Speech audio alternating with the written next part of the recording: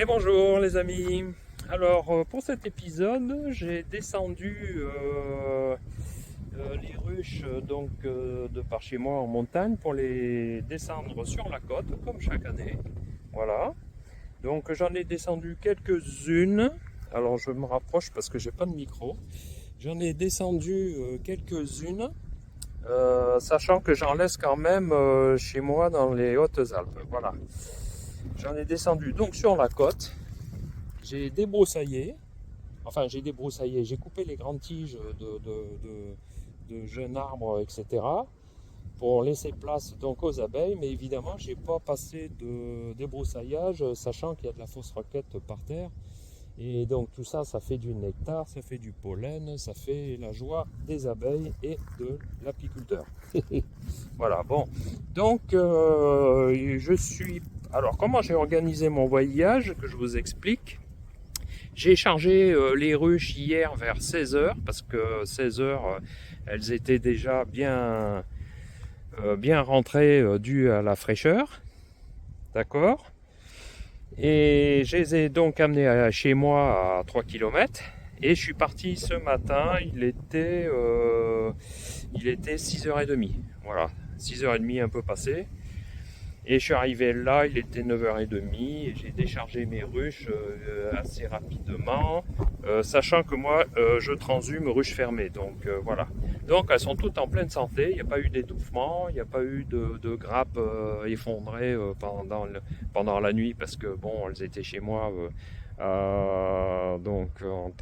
au repos, enfin, c'est-à-dire elles n'étaient pas secouées dans la remorque, hein, parce que ça, toute la nuit, il fait trop froid. C'est pour ça que je le fais avant que le froid tombe le soir. Je déplace vite chez moi et je pars le matin où après la chaleur va se lever et puis voilà. Voilà comment j'organise moi mes transhumances à l'automne, quoi.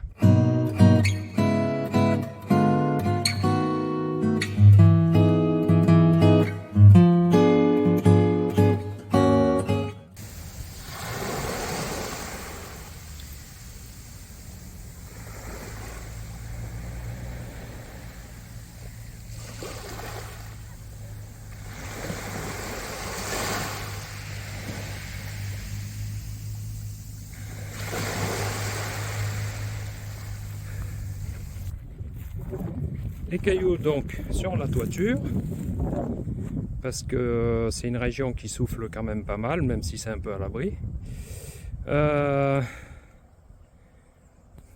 Les entrées toujours limitées à 6 trous. Voilà. Les pièges de frelons asiatiques. Ces ruches ont bien été nourries avant de les descendre pour justement éviter d'attirer le frelon asiatique.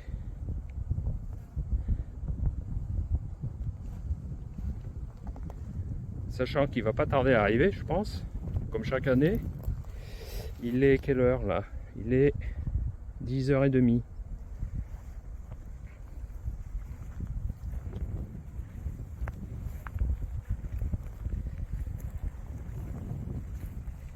Voilà. Alors celle-ci n'est pas limitée à 6 trous, mais bon, j'ai mis des grilles vertes, ça limite quand même l'entrée et l'invasion du frelon, bon, malgré qu'il passe quand même. Mais ça limite quand même beaucoup et ça évite aussi le pillage. Ensuite, j'ai affaire à 2 ruchettes.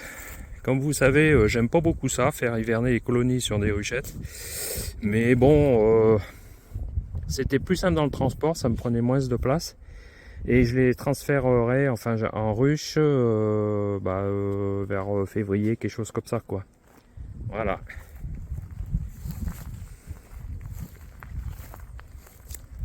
Donc là, elles font leur vol d'orientation, je les ai ouvertes. Alors c'est quand même quelque chose d'impressionnant, je les ai ouvertes. Il n'y a même pas un quart d'heure, on va dire en 10 minutes, je dirais. Et il y en avait déjà qui ramenaient du pollen. Regardez, c'est impressionnant quand même. Ça fait à peu près 10 minutes, quoi. Alors,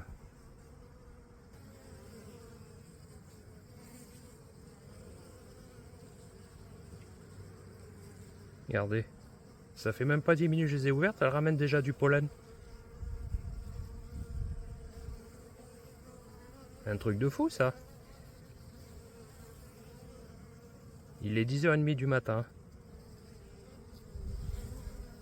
Bon, là, je suis un peu devant, je les gêne un peu, mais regardez, tac, pollen. Bon, tant mieux, c'est qu'elles sont bien.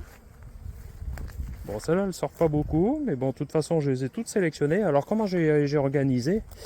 Eh bien, avant de les descendre, j'ai vérifié que mes toitures sont bien étanches, qu'il n'y ait pas un nourrisseur. Parce que moi, je transhume ruche fermée.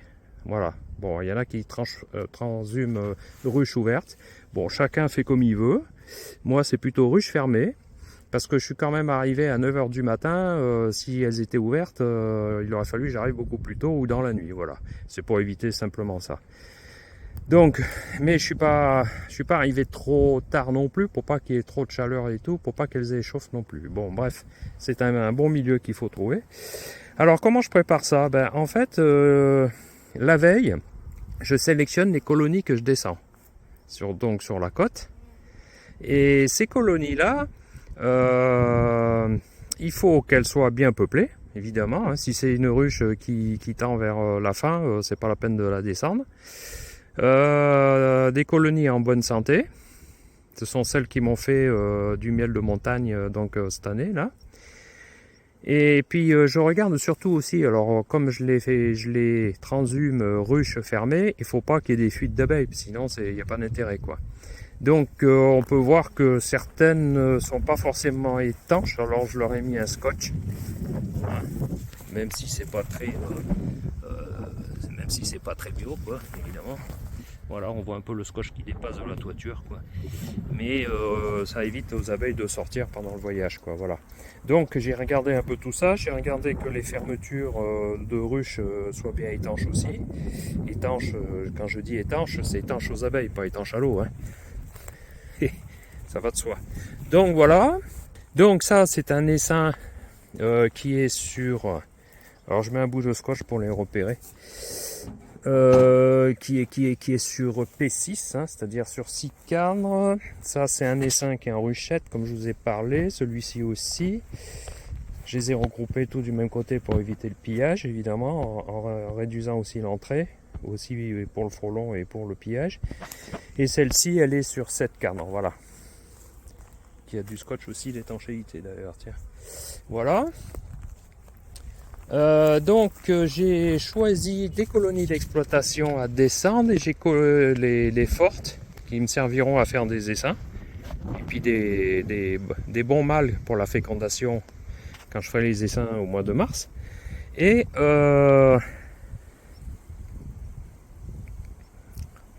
j'ai choisi des essaims, des ruches partitionnées sur 6 ou 7 cadres.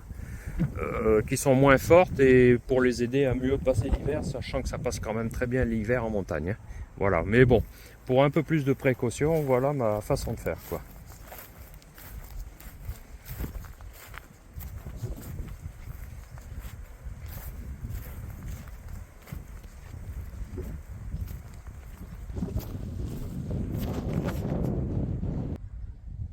Voilà donc ce beau petit rucher qu'on a vu. Qui est parti pour hiverner donc sur la côte. Hein. Évidemment, c'est pas toutes mes abeilles qui sont là. J'en garde toujours quelques-unes. Comme j'ai de la famille dans le secteur, ça permet de voir ma famille quand je descends sur les ruches et de voir mes ruches quand je descends dans la famille. Voilà, c'est ce qu'on appelle optimiser. Donc voilà, les pièges, donc comme on a dit, ils sont en place. Tout est préparé, tout est... Donc tout est prêt pour passer l'hiver tranquille. Voilà. Bon, ben sur ce, on va se quitter, puis on se dit au revoir pour une prochaine vidéo. Au revoir.